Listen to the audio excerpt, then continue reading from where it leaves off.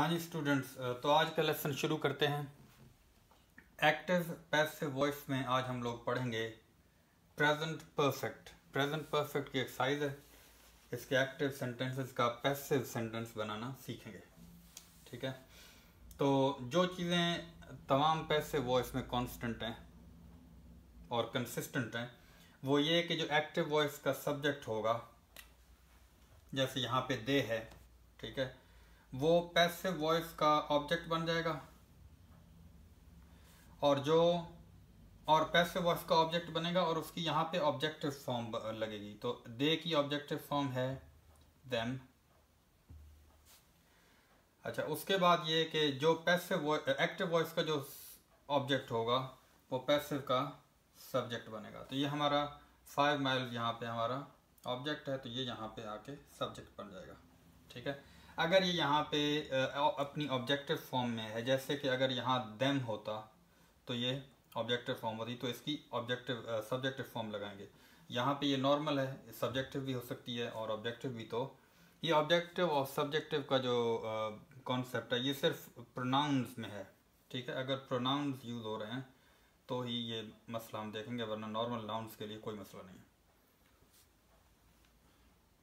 सबसे पहले सब्जेक्ट आएगा, नया वाला सब्जेक्ट यहाँ पे। ठीक है, फिर उसके बाद हैज़ या हैव लगाएंगे। हैज़ और हैव प्लस बीन, ठीक है, प्लस बाय प्लस ऑब्जेक्ट जो कि यहाँ पे देम है। ठीक है, ये है प्रेजेंट परफेक्ट और इसका फॉर्मूला है पैसिव वॉइस बनाने का। सब्जेक्ट हैज़ या हैव, इनमें से एक लगेगा इस नए वाले सब्जेक्ट के मुताबिक।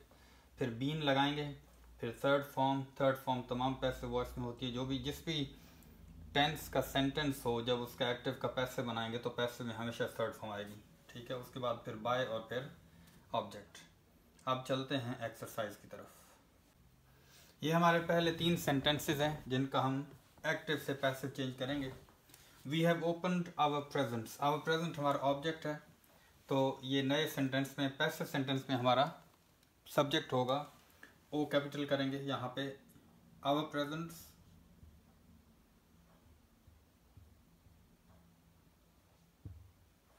अब प्रेजेंट्स चूंकि प्लूरल है, ठीक है, तो इसके साथ हैव ही लगेगा। अच्छा, यहाँ पे हैज़ या हैव को हम नहीं देखना, यहाँ जो हैज़ या हैव लगा है वो इस सब्जेक्ट के मुताबिक लगा है। ठीक है, हमारा सब्जेक्ट नया है, हमने इसको देखना है। अगर ये प्लूरल है तो हैव और अगर ये सिंगुलर है तो हैज़। आवर प्रेजेंट्स हैव, फिर बिन लगाएंगे, हैव बीन, उसके बाद थर्ड फॉर्म जो कि पहले ही लगी हुई है ओपन्ड, बाय, ये वाला बाय, और अस। वी जो है सब्जेक्टिव फॉर्म है, अस उसकी ऑब्जेक्टिव फॉर्म है। ठीक है, नेक्स्ट सेंटेंस है दे हैव साइकिल्ड 5 माइल। यहाँ फॉर भी लगा सकते हैं अगर किसी बंदे को थोड़ी परेशानी हो रही हो कि यहाँ पे फॉर क्यों नहीं लगाया गया। तो दे हैव साइकिल्ड फॉर 5, कहीं कुछ फॉर 5 माइल भी हो सकता है। कुछ जगहों पे प्रपोजिशन खाई जा सकती है, उसमें कोई मसला नहीं है, मतलब लगाएं तो भी ठीक और ना लगाएं तो भी ठीक। नॉर्मली ये सेपरेट सब्जेक्ट है, लेकिन कहीं कोई आएगी तो मैं आपको बताता जाऊंगा। दे हैव साइकिल्ड 5 माइल्स या they have cycled for 5 miles. उन्होंने 5 मील तक साइकिल चलाई है। इसकी उर्दू या हिंदी जो भी आप बोलना चाहें। उन्होंने 5 मील तक साइकिल चलाई है, या वो 5 मील साइकिल चला चुके हैं, या उन्होंने 5 मील तक साइकिल चला ली है। ये 3 इसकी डिफरेंट ट्रांसलेशन बनती है। जो हमारा पहला सेंटेंस है we have opened our presents, का मतलब है हमने अपने तहाइफ, तोहफे की जमा तहाइफ, हमने अपने तोहफे खोल लिए हैं या तहाइफ खोल लिए हैं। और our presents have been opened by us, अंग्रेजी में तो बाय अस लिखा हुआ है, लेकिन उर्दू में ट्रांसलेट करते हुए हमारे मतलब हमारे तोहफे खोल लिए गए हैं। अगर आप सिर्फ इतना कहें तो काफ़ी होगा। दे हैव साइकिल्ड 5 माइल्स, इसका पैसिव बनेगा 5 माइल्स हमारा नया ऑब्जेक्ट है। 5 माइल्स, 5 माइल्स जो कि प्लूरल है, हैव लगेगा। 5 miles have been cycled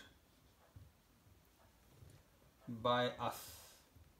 ठीक है, 5 miles have been cycled by us, इसकी उर्दू होगी, इसकी उर्दू एक्टिव वाली ही होगी, उस तरह की होगी कुछ। 5 मील साइकिल चलाई है हमने, या 5 मील हमने साइकिल चलाई है। ठीक है। You have eaten a burger, तुमने बर्गर खाया है, तुमने बर्गर खा लिया है, तुम बर्गर खा चुके हो। ये तीनों इसकी ट्रांसलेशंस ठीक है। A burger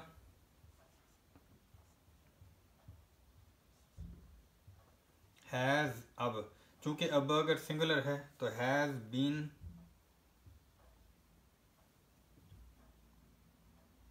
eaten by you. You जो है इसकी सब्जेक्टिव और ऑब्जेक्टिव दोनों फॉर्म्स एक ही होती हैं। You, your, you subjective form, your इसकी पोजेसिव फॉर्म जो मिल्कियत जाहिर करने के लिए लगाते हैं, और यू ही इसकी ऑब्जेक्टिव फॉर्म। ये हो गए हमारे पहले 3 सेंटेंसेस। अब चलते हैं अगले 3 सेंटेंसेस की तरफ। ये हमारे नेक्स्ट 3 सेंटेंसेस। द पहला है the postman has delivered the letters. डाकिये ने खतूत, खत की जमा खतूत, पहुंचा दिए हैं। डिलीवर मतलब पहुंचाना किसी जगह पे। द डाकिये ने खतूत पहुंचा दिए हैं, या डाकिया खतूत पहुंचा चुका है। और खतूत की जगह पोस्ट भी कर सकते हैं, उर्दू में भी कभी हम पोस्ट लिखते हैं, या डाक लिख सकते हैं, डाकिया। डाकिये ने डाक पहुंचा दी है, डाकिये ने ख़त पहुंचा दिए हैं, डाकिया ख़त पहुंचा चुका है, या डाकिये ने ख़त पहुंचाए हैं। ठीक है, तो इसका पैसा बनाते हैं। द लेटर्स हमारा नया सब्जेक्ट है जो कि प्लूरल है। The letters have, plural subject है तो हैव लगाएंगे। हैव बीन डिलीवर्ड, पहले ही थर्ड फॉर्म लगी हुई है। Delivered by the postman, the मैं थोड़ा ऊपर लिख रहा हूँ, the postman.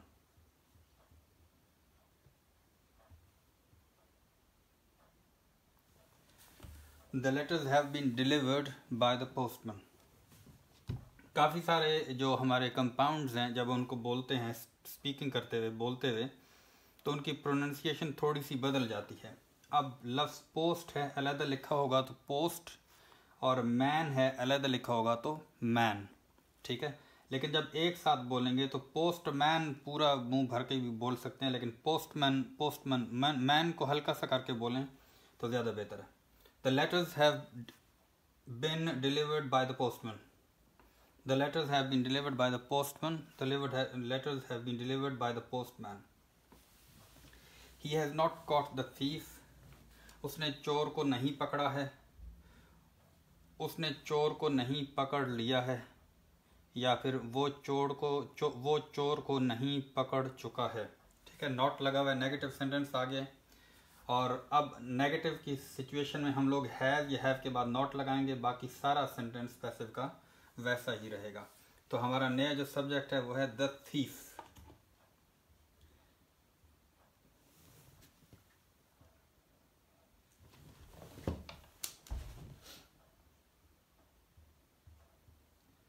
The thief singular है तो हैज लगाएंगे। हैज नॉट बीन, ये वाला been, cot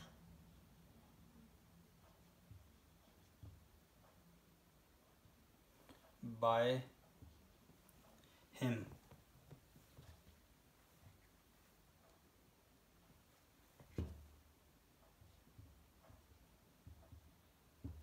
The thief has not been caught by him. आगे है they have not found him. Again negative sentence है। इसकी ट्रांसलेशन होगी उन्होंने उसे फ़ोन नहीं किया है, वो उसे फ़ोन नहीं कर चुके हैं।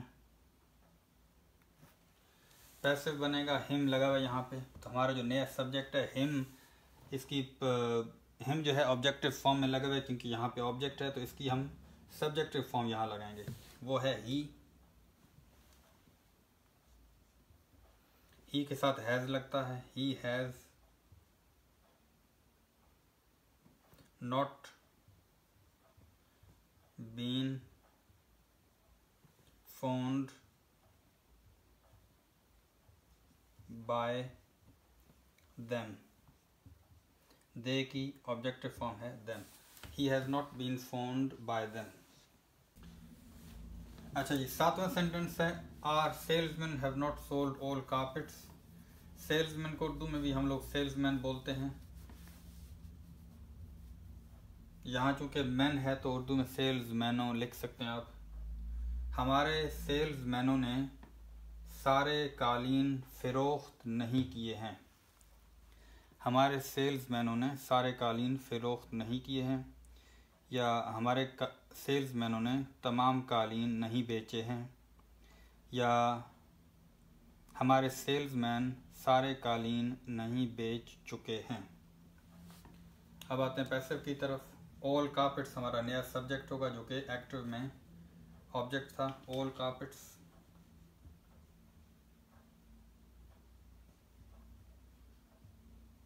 हैव चूंकि ये प्लूरल है हैव लगाएंगे, have not been sold by our salesman, यहाँ पे है ही मैन तो सेल्समैन बोलेंगे, सेल्समैन प्लूरल है। आगे है has he read the book, question mark है, क्वेश्चन सेंटेंस है, तो क्वेश्चन सेंटेंस की सूरत में सारे का सारा फॉर्मूला वही रहेगा, सिर्फ हैज़ और हैव को हम लोग बार ले आएंगे और इनके एच कैपिटल हो जाएंगे, यहाँ बार ले आएंगे और एच कैपिटल हो जाएंगे। और ये हैज़ जो हैव जो है वो नए सब्जेक्ट के मुताबिक होगा, ठीक है।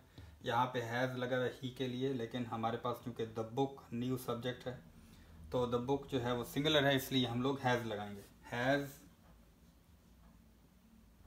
The book been, has the book been read by him, question mark. हाँ जी, हमारा 9वां सेंटेंस है हैज़ शी नोटिस्ड मी। यहाँ पे नोटिस का मतलब देखना है या पता चलना, ठीक है। तो हैज़ शी नोटिस्ड मी की ट्रांसलेशन होगी क्या उसने मुझे देखा है। उर्दू में नोटिस भी लिख सकते हैं, क्या उसने मुझे नोटिस किया है, क्या वो मुझे देख चुकी है, क्या वो मुझे नोटिस कर चुकी है। या एक और सेंटेंस हो सकता है इसका, क्या वो मुझे देख पाई है, ठीक है। उर्दू में हम लोग क्या वो मुझे देख पाई है, क्या वो ये काम कर पाया है, क्या वो ख़त लिख पाया है। अगरचे जब हम पाया है लगाएंगे जुमले में तो बीन एबल टू अगर इंग्लिश में लगाएंगे तो वो ज़्यादा डायरेक्ट मीनिंग कन्वे करेगा। जैसे क्या वो ख़त लिख पाया है, तो इसकी जो correct Urdu to English translation होगी वो होगी has he been able to write a letter, ठीक है। लेकिन ये भी ठीक है कि has he written a letter. Has he noticed me, क्या उसने मुझे देखा है, क्या वो मुझे देख चुकी है, क्या उसने मुझे देख लिया है। ये जो चुकी है, लिया है या छोटी ये लगा के वर्ब के एंड पे है ये भी हम ये ट्रांसलेशन तीनों ठीक हैं, तो ये जहन में रखें प्लीज़। तो इसके पैसिव की तरफ आते हैं। हमारा जो सब्जेक्ट होगा वो इस सेंटेंस का ऑब्जेक्ट है मी ऑब्जेक्टिव फॉर्म है, इसकी जो सब्जेक्टिव फॉर्म होगी वो है आई। सॉरी, क्वेश्चन है तो हैव लगाएंगे क्योंकि आई के साथ हैव लगता है, क्वेश्चन सेंटेंस है तो have I been noticed by her. She जो है सब्जेक्टिव फॉर्म है, जब यहाँ पे आएगा तो इसकी शी जो है वो सब्जेक्टिव फॉर्म है, जब यहाँ पे आएगा तो ऑब्जेक्ट बनेगा तो ऑब्जेक्टिव फॉर्म लगी जो कि हर है। Have I been noticed by her, question mark.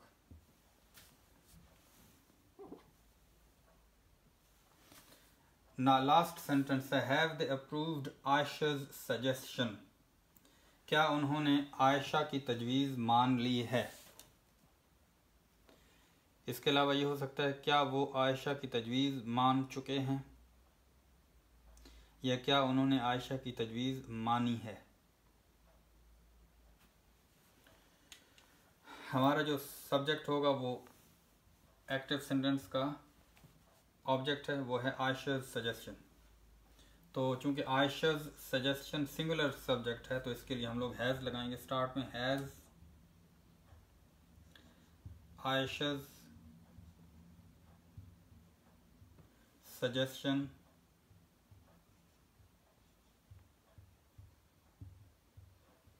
Been approved, third form जो कि पहले ही लगी हुई है, अप्रूव्ड